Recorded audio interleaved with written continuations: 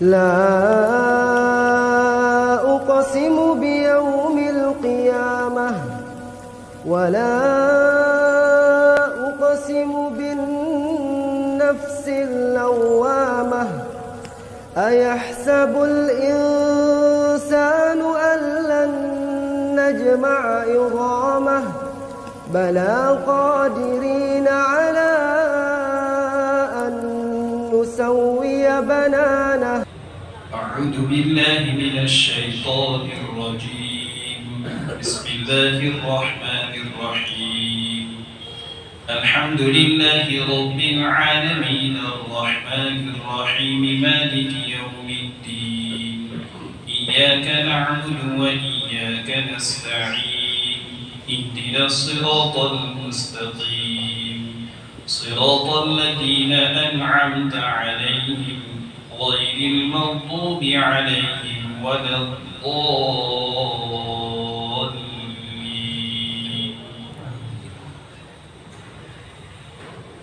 سورہ فاتحہ کی تفسیر چل رہی ہے، اس کی 4 آیتیں ہوئی، اس کو ایک مرتبہ دہرا لیتے ہیں، اس کا مختار کر لیتے ہیں، ترجمہ واپس سن لیتے ہیں۔ بسم اللہ الرحمن الرحیم، شروع کرتا ہوں اللہ کے نام سے جو سب پر مہربان نہایت رحم کرنے والا ہے۔ تمام تعریفیں اس اللہ کے لیے ہے جو تمام جہانوں کا پروردگار ہے، جو سب پر مہربان نہایت رحم کرنے والا ہے، روز جزا کا مالک ہے، حساب کے دن کا، بدلے کے دن کا مالک ہے۔ ہم تیری ہی عبادت کرتے ہیں اور تجھ ہی سے مدد مانگتے ہیں۔ اہدنا الصراط المستقیم، ہم کو سیدھے راستے کی ہدایت عطا فرما۔ یہ 5ویں آیت ہے، اہدنا الصراط المستقیم۔ پہلی آیت میں اللہ رب العزت کی تعریف، حمد بیان کی گئی، اور آپ کے سامنے ایک مسلم شریف کی ایک حدیث بھی گزری تھی، ذکر کی گئی تھی کہ نبی کریم صلی اللہ علیہ وسلم فرماتے ہیں کہ جب بندہ الحمدللہ رب العالمین کہتا ہے تو اللہ تعالیٰ فرماتے ہیں حمیدنی عبدی، میرے بندے نے میری تعریف کی۔ اور الرحمن الرحیم جب بندہ کہتا ہے تو اللہ رب العزت فرماتے ہیں اثنا علی عبدی، میرے بندے نے میری ثنا بیان کی۔ مالک یوم الدین جب بندہ کہتا ہے تو اللہ رب العزت فرماتے ہیں مجدنی عبدی، میرے بندے نے میری بزرگی اور برائے بیان کیا۔ ایاک نعبد و ایاک نستعین جب بندہ کہتا ہے تو اللہ رب العزت فرماتے ہیں ھذا بینی و بین عبدی، یہ میرے اور میرے بندے کے درمیان میں ہے۔ وَلِعَبْدِي مَا سَأَلَ، اور میرے بندے نے جو مانگا اس کو مل کر رہے گا، یا اس کو ملے گا، یا اس کو مل گئے۔ اہدنا الصراط المستقیم صراط الذین انعمت علیہم غیر المغضوب علیہم ولا الضالین، بندہ کہتا ہے تو اللہ رب العزت فرماتے ہیں ھذا لعبدی، یہ میرے بندے کے لیے ہے۔ وَلِعَبْدِي مَا سَأَلَ، اور میرے بندے نے جو مانگا اس کو مل گیا۔ تو جب انسان ایک مومن سورہ فاتحہ کی تلاوت کر، اور آپ کے سامنے یہ بھی ذکر کیا گیا تھا کہ اس سورت کا نام سورۃ الصلاۃ بھی ہے، اس لیے کہ ہر نماز کی ہر رکعت میں پڑھی جاتی ہے، اس لیے اس کو سورۃ الصلاۃ کہا گیا ہے۔ اور بندے کو چاہیے کہ جب اس سورت کو پڑھے تو استحضار رکھے، استحضار کے ساتھ، کہ اس کا ترجمہ الحمدللہ رب العالمین کا ترجمہ اس کا مطلب کیا ہے، الرحمن الرحیم کا ترجمہ، مالک یوم الدین کا۔ یہ سلسلہ جو تفسیر کا مساجد کے اندر، الگ الگ مساجد کے اندر چل رہا ہے، اس کا مقصد یہی کہ بندے قرآن کو سمجھے اور سمجھ کر اس کا استحضار کرتے ہوئے نماز پڑھے۔ آج بہت سو کو شکایت ہوتی ہے کہ نماز میں دھیان اور دل نہیں لگتا ہے، نماز میں خیالات آتے رہتے ہیں۔ تو صوفیاء کرام اور بزرگان کرام یوں فرماتے ہیں کہ یا تو آپ جماعت کے ساتھ پڑھ رہے ہیں تو امام صاحب کیا پڑھ رہے ہیں اس کی طرف دھیان سے سنو کہ میری قرات بھی اس طرح، میرا قرآن بھی اس طرح صحیح ہے کہ نہیں، تو اس سے آپ کا دل نماز میں لگے گا۔ یا آپ کا قرآن تو صحیح ہے تو آپ ترجمے کے اعتبار سے دیکھو کہ ترجمہ آپ کو یاد ہے، تو اس ترجمے کے اندر اس جو آیت پڑھی جا رہی ہے، قرآن کریم کی جو تلاوت کی جا رہی ہے، اس میں غور و فکر کرو کہ اللہ کیا کہہ رہے ہیں۔ الحمدللہ رب العالمین الرحمن الرحیم مالک یوم الدین. تو بندہ اس استحضار کے ساتھ نماز پڑھے گا، معنی کے غور و فکر کرتے ہوئے، استحضار رکھتے ہوئے، تو بندے کا دھیان نماز میں رہے گا. یہ کیفیت بنے گی. تو اس کا مقصد ہمارے تفسیر اور قرآن کا درس کا مقصد یہی ہوتا ہے کہ ہم ان کو قرآن کریم کے آیت کا ترجمہ سیکھیں، جو کچھ سنا جا رہا ہے اس کو سیکھیں، ترجمہ یاد کریں، اور جو مطالب بیان کیے جا رہے ہیں اس کو بھی ذہن میں رکھتے اپنی نمازوں کو ادا کریں، اپنی زندگیوں کو گزاریں. ایاک نعبد و ایاک نستعین، ہم تیری ہی بندگی کرتے ہیں اور تجھی سے مدد مانگتے ہیں. اس سے پہلے مالک یوم الدین کہ روز جزا کا مالک ہے، حساب کے دن کا مالک ہے. اللہ رب العزت نے انسانوں کو دنیاوی اعتبار سے جو چیزیں دی ہے، پہننے کے اعتبار سے، رہنے کے اعتبار سے، مکان دیا، پہننے کے اعتبار سے کپڑے دیے، روپے پیسے، سونا چاندی، ان ساری چیزوں کا حقیقی مالک تو اللہ ہی ہے. لیکن ایک عارضی طور پر اللہ رب العزت نے انسان کو بھی اس کا مالک بنایا ہے، اور اس کو دنیا کے اندر مالک بنا کر یہ چیزیں اس کو دی ہے کہ ان چیزوں کو تم خرچ کر کے صحیح راستے پر لگا کر تم میری رضامندی طلب کرو، حاصل کرو. اور حقیقی مالک تو اللہ رب العزت ہے، مالک یوم الدین، حساب کے دن کا، بدلے کے دن کا مالک ہے.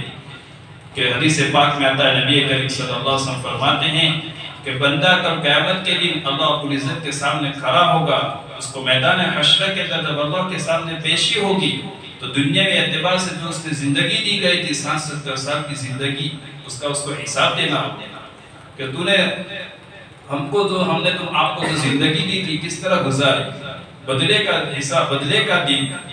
تو حقیقی مالک تو اللہ رب العزت ہے، اور اس دن اللہ رب العزت کہ نہ کسی کی کوئی بادشاہت رہے گی، روپیہ پیسہ رہے گا، سارا کا سارا ختم ہو جائے گا. ایک انسان بغیر کپڑے کے، نبی کریم صلی اللہ علیہ وسلم فرماتے ہیں برہنہ بدن، بغیر کپڑے کے اور بغیر ہاتھوں، بغیر کپڑے کے اور بغیر کسی چیز کے ہوگا.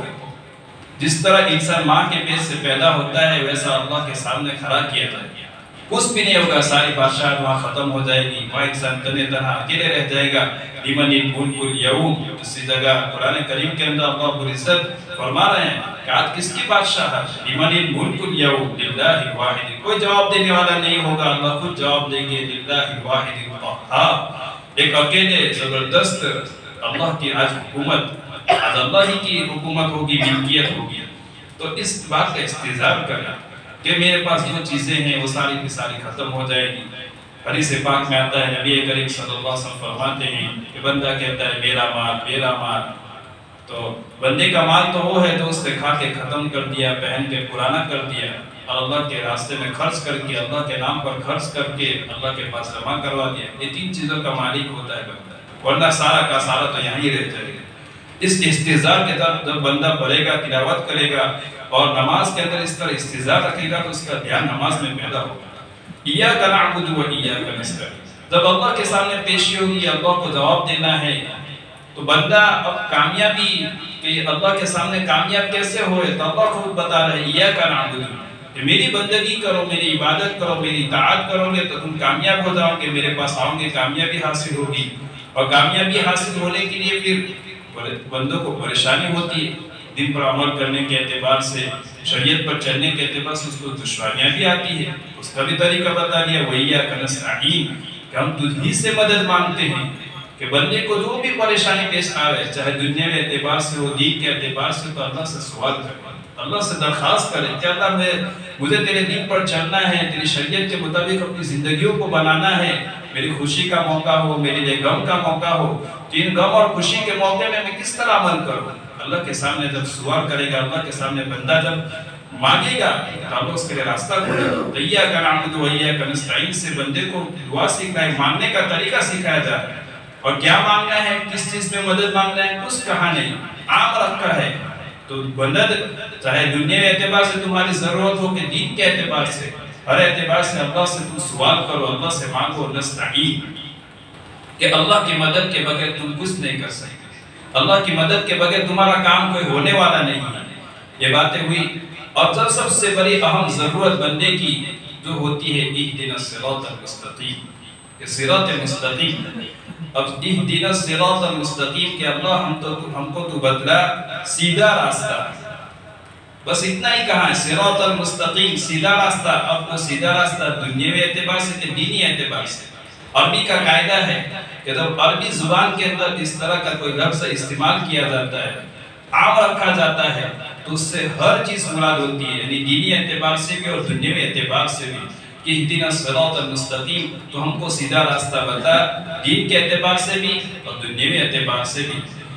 پہلے تو ہم ہدایت کا معنی سن لیتے ہیں کہ ہدایت کے دو معنی ہیں. عربی زبان کے اندر ہدایت دو معنوں کے لیے استعمال ہوتا ہے. پہلا معنی ہدایت کا ہے اراءۃ الطریق، راستہ بتلا دینا، راستہ دکھلا دینا. ایک آدمی ہم سے پوچھے کہ مجھے ریلوے اسٹیشن جانا ہے، تو ہم اس کو یہاں بیٹھے بیٹھے پوری تفصیل بتا دیں گے. آپ یہاں سے مسجد سے باہر نکلو، کچا راستہ اس کو پار کرو، پھر وہاں پل آئے گا، پل کے پاس آپ وہاں آٹو رکشہ پکڑ کے اس کو بول کے آپ آگے پہنچیں گے. اگر سیدھا اسٹیشن لے جاتے ہیں آپ اسٹیشن پہنچ جائیں گے، یا آگے بیچ پہ اتر کر دوسری رکشہ پکڑ کر آپ وہاں سے آگے چلے جانا. رکشہ والے کو بولیں گے اتنا کرایہ ہوگا اتنا، پوری آپ نے اس کو تفصیل سنا دیا، بیٹھے بیٹھے پورا آپ نے اس کو بتا دیا کہ اس طرح پہنچنا ہے. تو اس کو بولتے ہیں اراءۃ الطریق، راستہ دکھلا دینا. اور ہدایت کا دوسرا معنی ہے ایصال الی المطلوب، مقصود تک، منزل مقصود تک پہنچا دینا.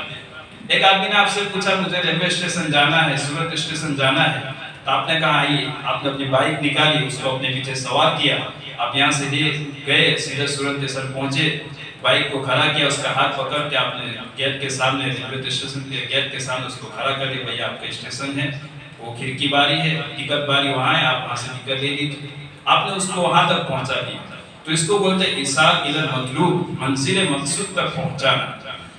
تو پورا قرآن کریم جو ہے وہ صراط مستقیم کی تفسیر ہے. اور احادیث مبارکہ نبی کریم صلی اللہ علیہ وسلم نے جو احادیث میں بتایا کہ سیدھا راستہ یہ بھی صراط مستقیم ہے، کہ راستہ تو بتا دیا. پورے قرآن کریم کے اندر تفصیلات ہیں کہ سیدھا راستہ یہ ہے، جنت میں جانے کا راستہ یہ ہے، اللہ کی رضامندی والے اعمال یہ ہے، اللہ کی ناراضگی والے اعمال یہ ہے، نماز پڑھنا، روزہ رکھنا، صدقہ کرنا، اور والدین کے ساتھ حقوق العباد، حقوق اللہ، ساری چیزیں تفصیل بتائی گئی ہے. احادیث مبارکہ میں بھی نبی کریم صلی اللہ علیہ وسلم نے بتایا ہے. تو یہ اس اراءۃ الطریق، راستہ دکھلا تو دیا ہے، تفصیلات تو بتا دی ہے، لیکن اس آیت کریمہ میں جو مانگا جا رہا ہے اہدنا الصراط المستقیم، کہ ہم کو تو سیدھے راستے پر لا کر کھڑا کر دے. تفصیلات تو سب کو پتا ہے، اللہ رب العزت نے تفصیلات جو قرآن میں بتائی ہے سیدھے راستے کی، صراط مستقیم کی، مومن بھی جانتا ہے، کافر بھی جانتے ہیں، سب جانتے ہیں. لیکن اس آیت کریمہ میں جو مقصود اور جو معنی ہے وہ دوسرا ہے، ایصال الی المطلوب، منزل مقصود تک ہم کو پہنچانا. کہ اللہ تو ہم کو سیدھے راستے پر پہنچا، تو اپنا ہماری انگلی پکڑ کر وہاں تک ہم کو پہنچا دے. تفصیلات ہم جانتے ہیں کہ سیدھا راستہ کون سا ہے، اللہ کی رضامندی والے اعمال کون سے ہیں، اللہ کی ناراضگی والے کون سے اعمال ہیں. لیکن یہاں جو مانگا جا رہا ہے دوسرا، کہ اللہ ہم کو سیدھا راستہ بتا اور ہم کو وہاں لا کے کھڑا کر دے. بیچ میں ایسا کوئی تیرا میرا، کوئی ایسی گمراہی والے ہم سے اور تیری ناراضگی والے کوئی ایسے عمل ہم سے نہ ہو جائے. تو اس کے اہدنا الصراط المستقیم میں جو مانگا جا رہا ہے وہ دوسرا معنی مقصود ہے، دوسرے والا راستہ، کہ ہم کو وہاں جس طرح ہم نے بائک پر سوار ہو کر اس کو وہاں منزل مقصود تک، اسٹیشن تک پہنچا دیا، اس کو بیچ میں کوئی دقت نہیں، اس کو دوسری سواری بدلنا پڑے سیدھا. اسی طرح یا اللہ ہم بھی کہ بیچ میں ہم کوئی ایسے گمراہ یا کسی کے ایسے گمراہی والے راستے پر نہ چلے جائے. تو اس آیت کریمہ میں وہ دوسرا معنی اور دوسرا راستہ مانگا جا رہا ہے کہ ہم کو اسی راستے پر کھڑا کر دے، کہ ہم کسی فتنے کا سوار نہ بن جائے اور کسی گمراہی کے راستے پر ہم نہ چل دے. اہدنا الصراط المستقیم. آدمی جب یہ آیت کریمہ کو پڑھے اس وقت ہر وقت اس کا استحضار رکھے کہ صراط مستقیم. دنیاوی اعتبار سے بھی آدمی کو چاہیے کہ صراط مستقیم کو اختیار کرے. ایک آدمی تجارت کرنا چاہتا ہے تو تجارت کے اعتبار سے بھی اللہ سے دعا کرے کہ اللہ تجارت کے اعتبار سے شریعت کے مطابق تو تجارت ہے، مجھے اس کے اعتبار سے تجارت کرنے کی توفیق عطا فرما. بیمار ہو گیا، بیماری کے اعتبار سے اہدنا الصراط المستقیم. فلاں کہہ رہا ہے کہ فلاں ڈاکٹر اچھے ہیں، فلاں ڈاکٹر اچھا ہے، فلاں ہسپتال اچھی ہے، آدمی الجھن میں پڑ جاتا ہے، پریشانی میں ہو جاتا ہے. تو اہدنا الصراط المستقیم، اللہ سے دعا کرے اللہ یہ بیماری ہے، فلاں یہ کہہ رہا ہے، فلاں یہ کہہ رہا ہے. اب इहदिना, तू ही मुझे सीधा रास्ता बता, तू ही मुझे सही हिदायत फरमा कि मैं किसी अच्छे और उसके बाद हमारे दिन में जो बात डाली जाए उसके मुताबिक हम उसका इलाज करें। तो इस तरह करने से अल्लाह की हिदायत, अल्लाह की मदद आएगी। और इस दुआ को मांगने से पहले आदमी को दो काम करने पड़ेंगे, एक तो अज़्म मुसम्मा, पक्का इरादा, और दूसरा अपनी कुदरत के अंदर, अपनी ताकत के अंदर जितना भी हो सके उतने मुताबिक कर गुजरना। ये जब आदमी दो काम कर लेगा, तो मुझे शरीयत के मुताबिक अपनी जिंदगी को गुजारना है, मेरे यहाँ शादी का मौका है, मौत का मौका है, उसमें जो खुराफात है मुझे खत्म करने हैं, शरीयत के मुताबिक मुझे शादी करना है, शरीयत के मुताबिक मेरे यहाँ इंतकाल जो हुआ है उसको मुझे अदा करना है। तो आदमी अपने अज़्म, पक्का इरादा कर ले कि मैं इस तरह ही करूंगा, और दूसरा अपने ताकत के अंदर जितना हो उतना कर गुजरे कि अल्लाह की मदद उसके साथ आएगी। कुरान करीम के अंदर जो किस्से बयान किए गए, अंबिया अलैहिस्सलाम की किस्से और कहानियां, ये कोई कहानियां किस्से इबरत के लिए बयान किए गए हैं। हज़रत यूसुफ अलैहिस्सलाम का किस्सा जो बयान किया गया है उससे इबरत क्या मिलती है कि मिस्र का जो बादशाह, उसकी बीवी, उन्होंने हज़रत यूसुफ अलैहिस्सलाम को गलत काम के लिए उनको तैयार, गलत काम उनसे करवाना चाहती थी, और उसके लिए उस औरत ने और बादशाह की बीवी ने, मलिका ने, जुलेखा ने सारे दरवाजे बंद कर दिए और यूसुफ अलैहिस्सलाम को अपनी तरफ माइल किया, उनको खींचा। अगर उस वक्त यूसुफ अलैहिस्सलाम ये कहकर बेबस ये कह के अब तो मेरे लिए कोई चारा कार नहीं, मुझे भी इस काम को करना होगा कि दरवाजे भी बंद हैं, कोई मेरी मदद के लिए भी नहीं आ सकता है, अगर ये इरा इस तरह सोचते तो काम नहीं। तो उन्होंने यूसुफ अलैहिस्सलाम ने एक मजबूत इरादा किया कि नहीं, मुझे इस काम से दूर रहना है, मुझे इस अमल में नहीं करना है, मुझे अल्लाह की नाफरमानी नहीं करना है।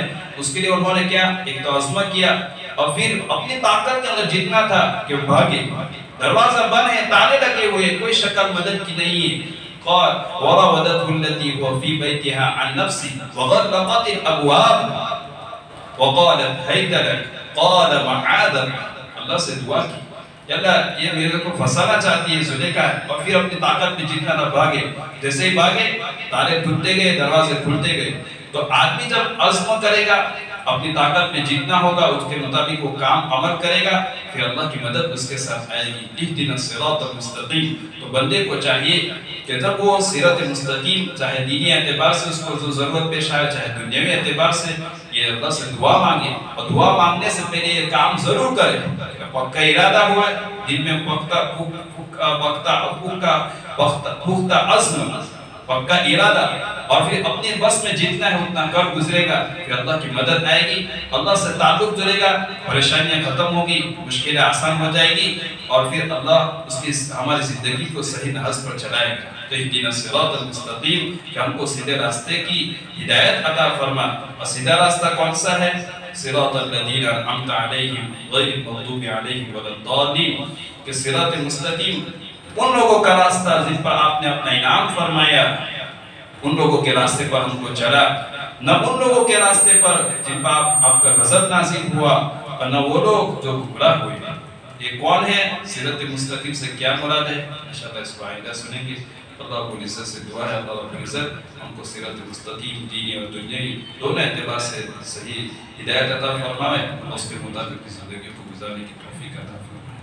बिस्मिल्लाहिर्रहमानिर्रहीम। अल्लाहुम्मा सल्लि अला सय्यिदिना मुहम्मद व अला आलि सय्यिदिना मुहम्मद व बारिक वसल्लिम। अल्लाहुम्मा लकल हम्दु कुल्लुहु व लकश शुक्रू कुल्लुहु व इलैका यरजि'ul अम्रु कुल्लुहु। अल्लाहुम्मा ला नहसी सनाअन अलैक अंता असनैता अला नफ्सिक या अरहमर राहिमीन, या अरहमर राहिमीन, या अरहमर राहिमीन। हम सब के गुनाहों को माफ़ फरमा। रात के अंधेरे में किए, दिन के उजाले में किए, जान कर किए, अनजाने में किए, छोटे बड़े सगीरा कबीरा किस्म के गुनाहों को माफ़ फरमा। तो बड़ा रहीम है, तो बड़ा करीम है, रहम का, करम का, अफ़्व का, आफ़ियत का, दरगुज़र का मामला फरमा। अल्लाह तेरी रहमत का एक छांटा हम पर डाल दे, हम गुनहगारों का काम बन जाएगा। या अल्लाह हमारे मरहूमीन की बारगाह में मग़फ़िरत फरमा, मग़फ़िरत फरमा, जन्नतुल फ़िरदौस में आला से आला मकाम नसीब फरमा। अल्लाह जो मनोमन विनती के नीचे दबे हुए हैं, हमारा भी वक्त आने वाला है, हमको भी इसी तरह मनोमन विनती के नीचे نیچے دفن کر دیا جائے گا، اللہ اس وقت کے آنے سے پہلے ہم کو اپنی زندگیوں کی اصلاح کرنے کی توفیق عطا فرما، اپنے ساتھ اپنی حقیقی محبت نصیب فرما، اپنے نبی کی محبت نصیب فرما، اللہ دین کی محبت نصیب فرما، اللہ قرآن کریم کی محبت نصیب فرما، اللہ نبی کریم صلی اللہ علیہ وسلم کی ایک سنتوں پر عافیت کے ساتھ عمل کرنے کا توفیق نصیب فرما، یا اللہ مساجد کی حفاظت فرما، مکاتب کی حفاظت فرما، اللہ مدارس کی حفاظت فرما، دینی مراکز کی، دینی خانقاہوں کی حفاظت فرما، اللہ جو لوگ تیرے راستے میں اپنے گھر بار کو چھوڑ کر، اپنے بیوی بچوں کو چھوڑ کر محض اپنی اصلاح کے لیے اور اپنا اور تیرے بندوں کا تیرے ساتھ تعلق مضبوط ہو جائے اور آپس کے مذاکروں کے ذریعے سے، دین کی باتوں کے ذریعے سے ایمان میں مضبوطی آ جائے، اس لیے جو تیرے بندے تیرے راستے میں نکل رہے ان کے نکلنے کو قبول فرما، یا اللہ قدم قدم پر ان کی نصرت رہبری فرما، اللہ مدد فرما، یا اللہ ان کے گھر والوں کا تو کفیل اور ذمہ دار بن جا، اللہ حاسدین کے حسد سے، فتنہ کے فتنوں سے، شریروں کی شرارتوں سے، مساجد کی، مکاتب کی اور تیرے دینی شعبوں کی پوری حفاظت فرما، کام کرنے والوں کی اخلاص نصیب فرما، اللہ ہم سب کو اپنے دین کی خدمت کے لیے موت تک کے لیے قبول فرما، یا اللہ ایمان کی حلاوت نصیب فرما، یا اللہ ایمان کی حالت پہ موت نصیب فرما، دنیا بغتے بغتے جانے سے ہماری پوری حفاظت فرما، یا اللہ رجب کا مہینہ شروع ہو چکا ہے، اس کے بعد شعبان کا مہینہ اور رمضان کا مہینہ، اللہم بارک لنا فی رجب و شعبان وبلغنا رمضان، نبی کریم صلی اللہ علیہ وسلم یہ دعا مانگتے تھے، ہم بھی آپ سے یہی دعا مانگتے ہیں کہ عافیت کے ساتھ ہم کو تو رمضان تک پہنچا دینا، یا اللہ ابھی سے ہی رمضان کی تیاریاں کرنے کی شروع توفیق عطا فرما، اپنے آپ کو زیادہ سے زیادہ عبادتوں کے اندر لگانے والا بنا دے، یا اللہ تیرے نافرمانی والے اعمال سے ہم سب کی پوری حفاظت فرما، اللہ شیطان و نفس کی شرارتوں سے ہم سب کی پوری حفاظت فرما، ہمارے اولادوں کو نیک صالح بنا، اللہ عقائد حقہ سے نواز کر، اللہ عمل صالحہ عطا فرما، پورے اخلاق سے، پورے کردار، پورے گفتار، پورے ماحول کی پورے اثرات سے ہم سب کے اولادوں کی پوری حفاظت فرما، بے اولادوں کو نیک اور صالح اولاد نصیب فرما، جن کے اولاد شادی کی عمروں کو پہنچ چکے ہیں ان کے لیے نیک اور صالح دولے کا انتظام فرما، جن کے رشتے طے ہو چکے ہیں مالی اسباب نہ ہونے کی بنا پر رکے ہوئے ہیں، یا اللہ تیرے خزانے تو بڑے وسیع ہیں، اپنے خزانوں سے ان کے رشتوں کی تکمیل کا انتظام فرما، نبی کریم صلی اللہ علیہ وسلم نے جتنی خیر و برکت سے مانگی ہم کو عطا فرما، اور جن شر و فتن سے بنا چاہیے بنا نصیب فرما، یا اللہ یہاں موجود تیرے تمام بندوں کی جائز و نیک مرادیں پوری فرما، صلی اللہ تعالی علی خیر خلقہ سیدنا محمد وعلی آلہ وصحبہ اجمعین برحمتک یا ارحم الراحمین۔